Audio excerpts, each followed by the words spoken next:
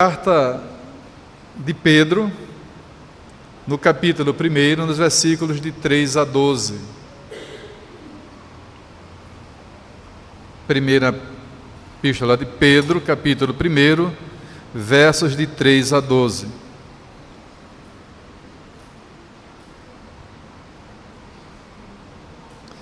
Assim escreveu o apóstolo à igreja do Senhor Jesus: Bendito seja o Deus e Pai de nosso Senhor Jesus Cristo, que segundo a sua grande misericórdia, nos regenerou para uma viva esperança, mediante a ressurreição de Jesus Cristo dentre os mortos, para uma herança que não pode ser destruída, que não fica manchada, que não murcha, e que está reservada nos céus para vocês, que são guardados pelo poder de Deus, mediante a fé para a salvação preparada para ser revelada no último tempo.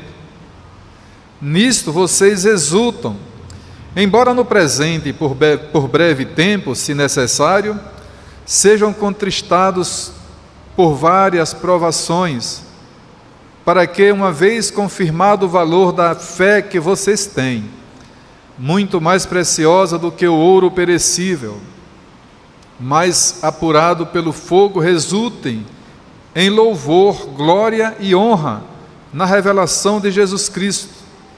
Mesmo sem tê-lo visto, vocês o amam. Mesmo não o vendo agora, mas crendo nele, exultam com uma alegria indescritível e cheia de glória, obtendo o alvo dessa fé, a salvação da vossa alma.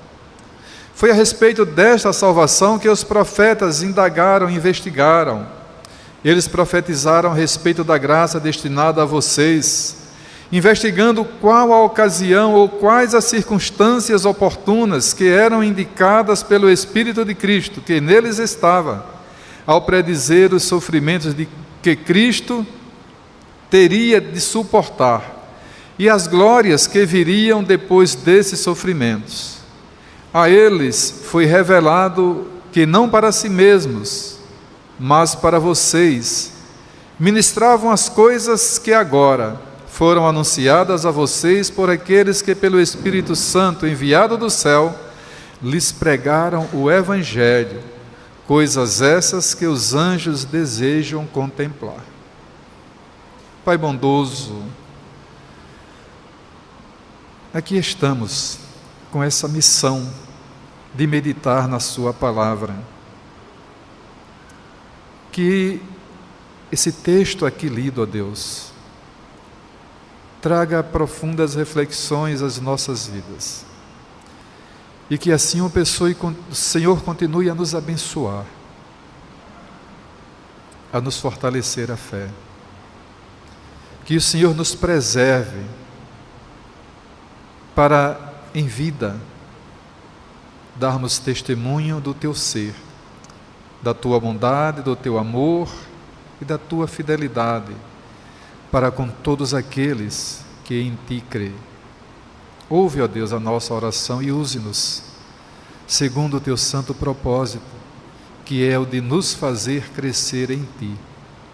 É a oração que a Ti fazemos em nome de Cristo Jesus. Amém. Irmãos, o autor desse livro, dessa epístola, é o Pedro que nós conhecemos, cuja história está vinculada ao ministério de Cristo. A gente vai lembrar que Pedro foi um dos primeiros discípulos a serem chamados a compor o grupo que andou com Cristo ao longo dos 3 anos em seu ministério na terra. Era um pescador, estava na beira do rio a cuidar dos aparatos da pescaria, quando o Senhor o chamou e prometeu fazer de Pedro um pescador de homens. Esse discípulo, que é muito mencionado nas mensagens, pelos seus atos, pelas suas manifestações, pela sua forma de se apresentar, ele precisou ser tratado cuidadosamente pelo Senhor Jesus, para que, a partir da ausência de Cristo na terra, ele pudesse, juntamente com os demais discípulos, agora tornados apóstolos, pastorear os cordeiros de Deus, as ovelhas do Senhor Jesus. E Pedro cumpre fielmente esse ministério. Aquele Pedro impulsivo, como nós costumamos ouvir nas mensagens, que tinha sempre uma resposta com um teor de profundidade espiritual, digamos, apreciável. Pois foi exatamente Pedro que respondeu às perguntas que Cristo fez enquanto esteve com eles. E foi Pedro que disse a Jesus: para quem iremos nós, se somente o Senhor tem as palavras de vida eterna? Cheio do Espírito Santo, como ficaram todos eles, quando no Pentecostes receberam o Espírito do Senhor e saíram a pregar. Pedro continua o seu ministério. Ele agora é uma nova pessoa. Pedro passou por aquele momento em que Jesus faz aquelas 3 perguntas a ele, e ele termina entristecido dizendo: Senhor, tu sabes que eu te amo. Tu sabes todas as coisas, tu sabes que eu te amo. Apacente as minhas ovelhas. Irmãos, a esse apóstolo, pastor, presbítero, como ele mesmo se auto-identifica, que escreve essa carta, e ele escreve, como ele começa a sua carta, aos eleitos, àqueles a quem Deus elegeu para salvar, que já não estavam apenas em Jerusalém, que não eram apenas os judeus, mas ele já tinha passado pela experiência daquela visão em que ele vê descer do céu um lençol cheio de toda espécie de animais, e uma palavra que dizia: Pedro, pega, mata e come. E ele dizia: como, Senhor? Vou fazer isso. Eu sou um judeu, eu sou um servo teu, não vou jamais comer coisa imunda. E a mesma voz diz a Pedro: Pedro, aquilo que Deus purificou, não torne impuro. Então era Pedro, esse homem, agora munido de espiritualidade, ungido, não apenas vocacionado, iluminado, mas cheio do Espírito Santo.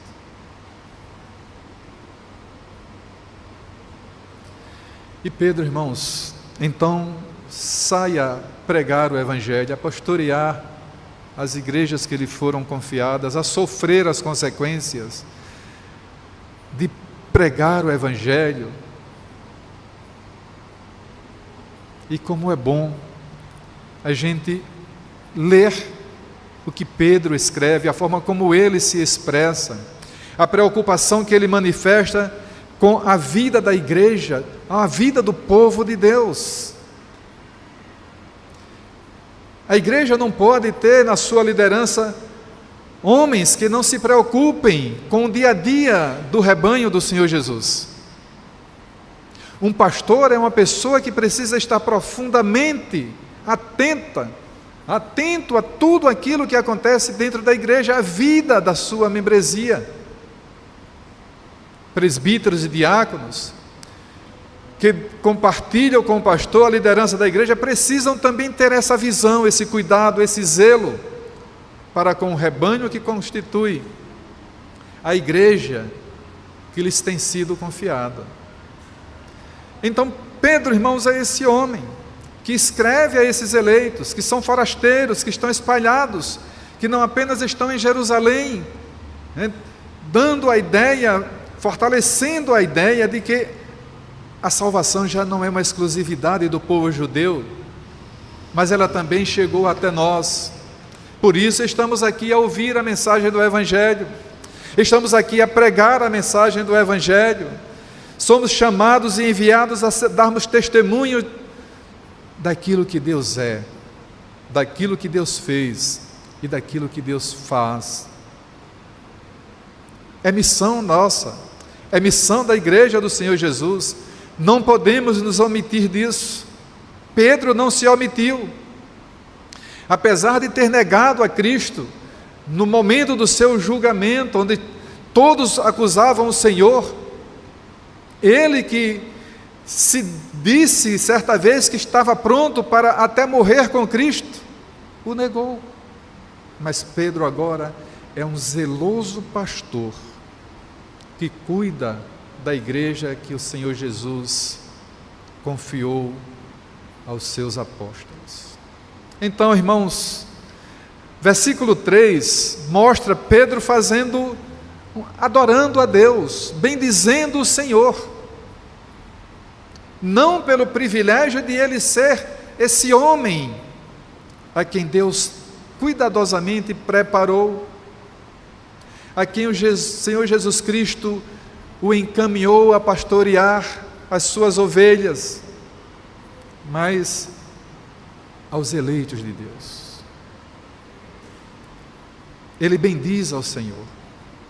Há poucos, nós lemos um texto, Salmo 103, em que o salmista, munido desse amor ao seu Deus, da consciência de que Deus é verdadeiramente bom e poderoso para fazer muito mais que aquilo que buscamos, que esperamos e que desejamos, ele diz: bendiz minha alma ao Senhor. Nessa nossa versão, bendiga, a minha alma ao Senhor, e não se esqueça de nenhum dos seus benefícios. É como se Pedro tivesse pegando aquela declaração lá feita por Davi, aquele louvor feito por Davi a Deus, e tivesse trazido para os crentes da sua época. Ele diz: bendito seja o Deus e Pai de nosso Senhor Jesus Cristo, que segundo a sua grande misericórdia nos regenerou para uma viva esperança mediante a ressurreição de Jesus Cristo dentre os mortos, para uma herança que não pode ser destruída, que não murcha, que não pode ser destruída, que não fica manchada, que não murcha, e que está reservada nos céus para vocês. Pedro é claro, direto, ele é objetivo. A bênção da salvação, a ressurreição de Cristo, não foi simplesmente para mostrar o poder de Deus, mas foi para salvar a mim e a você, para nos tornar beneficiários do ato sacrificial de Cristo. Nós somos o povo, a quem Pedro se refere nessa epístola, que ele escreve aos judeus, mas ele diz: bendito seja o Deus e Pai de nosso Senhor Jesus Cristo, o Deus Criador, o Deus que é mantenedor de todas as coisas, o Deus que tem preservado a vida do seu povo em todo o tempo, o Deus que elegeu alguns para salvar, e a gente sabe que não serão todos que serão salvos, somente aqueles que creem verdadeiramente na mensagem do Evangelho.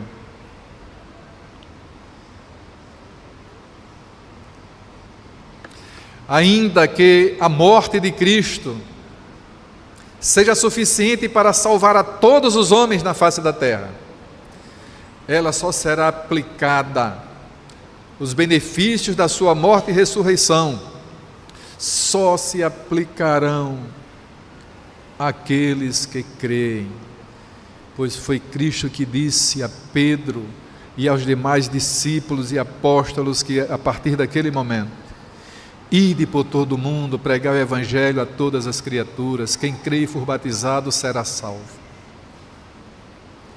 Não é para aqueles que vivem vida promíscua, não é para aqueles que vivem achando que pode agradar a Deus, a dois senhores, agradar a Deus e ao mundo. Não. É tão somente para aquele que crer no Filho de Deus, no unigênito Filho de Deus. E Pedro então diz: meus irmãos, bendito seja Deus, Pai de nosso Senhor Jesus Cristo, que segundo a sua muita misericórdia. E Pedro aqui faz um destaque interessante, né? Ele afirma que a misericórdia de Deus é imensa. Segundo a sua muita misericórdia, não é um ato da simplicidade, da graça comum, mas é o ato da graça especial, aplicada tão somente àqueles a quem Deus elegeu, escolheu antes da fundação do mundo para salvar. E ele diz: foi essa grande misericórdia que levou Deus a nos regenerar para uma viva esperança, mediante a ressurreição de Cristo, providenciada por Deus, para uma herança que não pode ser destruída. A salvação ninguém pode tomar dos eleitos de Deus, para uma herança que não pode ser manchada, não pode ser maculada. Por isso ela tem que ser exclusiva. A salvação é para todo o que crê, que não murcha, que não diminui de valor, de intensidade. A salvação é um ato soberano de Deus na vida daquele que crê, e que está reservada nos céus para vocês, que são guardados pelo poder de Deus, mediante a fé. Aqui Pedro destaca a importância da fé.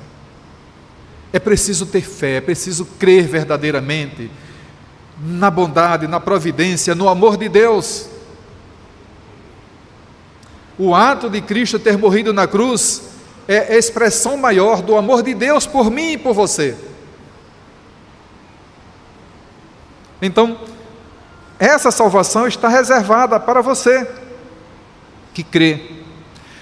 Salvação que está preparada para ser revelada no último tempo.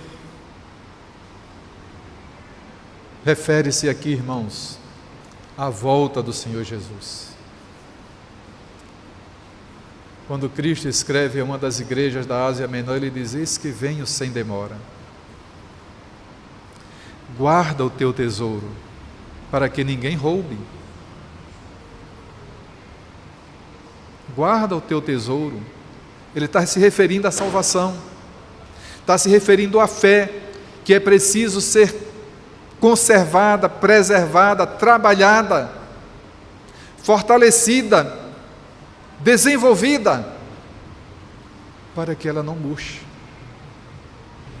para que ela não diminua, e assim sofram aqueles que perdem a fé, o privilégio da bênção, da vida eterna no reino dos céus.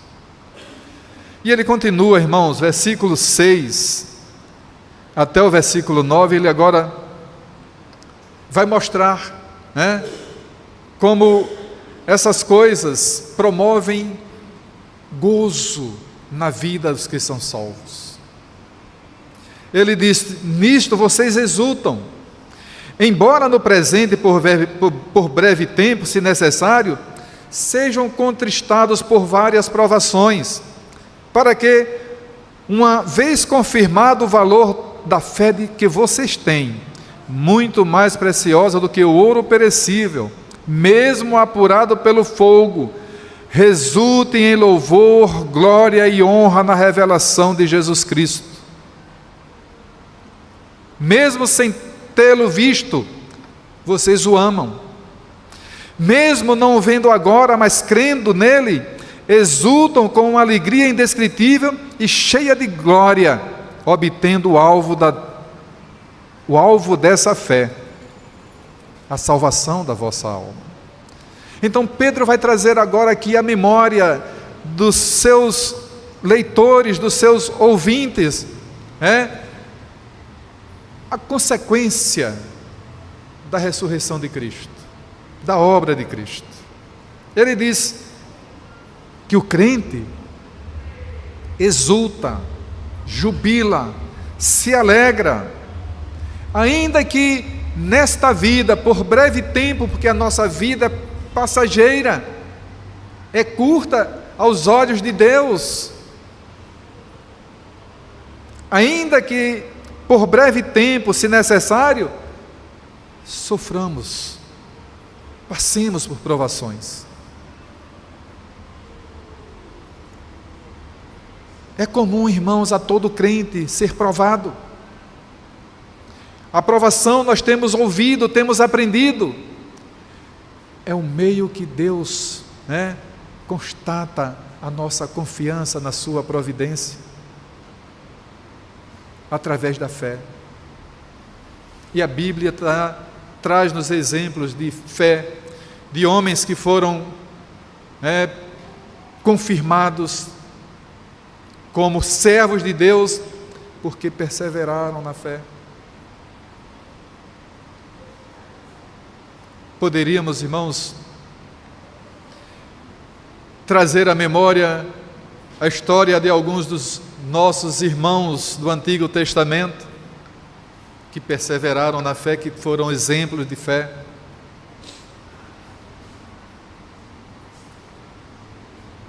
Mas, para que ir tão longe, se nós temos, na nossa era, na era cristã, o exemplo de Estevão, morreu apedrejado, e enquanto estava sendo apedrejado, diz-nos o texto sagrado, que ele via os céus abertos e a manifestação da glória do Senhor Jesus sentado à direita de Deus, e ria, e isso fazia com que os seus atrozes, os seus apedrejadores, tivessem mais raiva dele, o apedrejassem com mais fúria ainda. Mas ele estava vivendo o gozo da glória de estar morrendo em defesa da fé cristã, testemunhando que é possível viver fervorosamente, mesmo diante das mais duras provações que a vida possa trazer-nos. Ele diz: são vocês que são privilegiados pela redenção, pela regeneração, trazidas pela ressurreição de Cristo Jesus dentre os mortos. É a igreja do Senhor Jesus, que vive por fé, que crê verdadeiramente na mensagem do Evangelho, que obtém os benefícios da obra de Cristo. Não é para os ímpios que essa mensagem é pregada, que essa carta é enviada. Mas Deus providenciou que essa carta, que esses registros, que essa mensagem de Pedro chegue à sua igreja em todo o tempo, porque essa é a igreja que precisa ser relembrada da grandiosidade da obra de Cristo para salvá-la. Então, Pedro diz: olha, mesmo sem tê-lo visto, vocês o amam, porque nós temos sido ensinados de que devemos amar o nosso Senhor e Salvador Jesus Cristo. Mesmo sem não o vendo agora, mas crendo nele, vocês se alegram com alegria indescritível e cheia de glória. A alegria vitoriosa, a alegria de quem realmente é vitorioso, de quem realmente vai desfrutar da bondade de Deus e vai viver na sua presença no reino dos céus. Somente a sua igreja, os eleitos para a salvação, quando salvos, adentrarão os reinos dos céus, e viverão eternamente na presença de Deus. É para essa igreja, é para esse povo que Pedro escreve essa carta. E ele diz que essa alegria indescritível, cheia de glória, tem como propósito o alvo dessa fé. Qual é o alvo da fé da igreja? Qual é o alvo da sua fé? A salvação da sua alma. E você não pode ter dúvida de que o sangue de Cristo derramado na cruz do Calvário é poderosíssimo para purificar a sua vida de toda a sua história de pecado e torná-lo apto a entrar no reino dos céus. Poderosíssimo. E ele continua, irmãos, agora ele vai trazer à memória aquilo que fez parte da história daquele povo. Aquele povo que até antes de Cristo vivia sob o jugo da lei, dos escritos proféticos, das profecias que lhes foram trazidas. Ele agora diz, foi a respeito desta salvação, a salvação que agora é dada à igreja do Senhor Jesus, que os profetas indagaram e investigaram. Eles profetizaram a respeito da graça destinada a vocês. Olha como Pedro é claro e objetivo, como ele direciona essa mensagem, as referências proféticas, as profecias anunciadas antes de Cristo. Para quem? Para vocês. Quem? A igreja do Senhor Jesus. Investigando qual a ocasião ou quais as circunstâncias oportunas que eram indicadas pelo Espírito de Cristo, que neles estava, ao predizer os sofrimentos que Cristo teria de suportar e as glórias que viriam depois desses sofrimentos. Irmãos, há muita profundidade nessas afirmações, porque os profetas anunciaram a vinda do Messias, o cumprimento da promessa feita por Deus lá no Gênesis. Os profetas anunciaram a vinda do Messias, profetizaram a respeito de como seria o seu ministério, profetizaram o seu nascimento, nada disseram a respeito do período em que ele é apresentado no templo, até os 30 anos, só dizem agora já os evangelistas que ele viveu em companhia de seu pai, fazendo tendas, né? Mas eles profetizaram tudo o que Cristo faria quando desse início ao seu ministério até a sua ressurreição. Foram os profetas que tiveram esse privilégio, que tiveram essa incumbência de anunciar ao povo que viveu antes de Cristo que o Messias viria para redimir o povo de Deus do pecado deles. Foi a respeito desta salvação que os profetas indagaram e investigaram. Diz nos textos sagrados que eles gostariam de ter detalhes de como se dariam todas essas coisas. Eles gostariam de saber como de fato Cristo passaria por todo aquele sofrimento para garantir vitória aos que nele viessem a crer.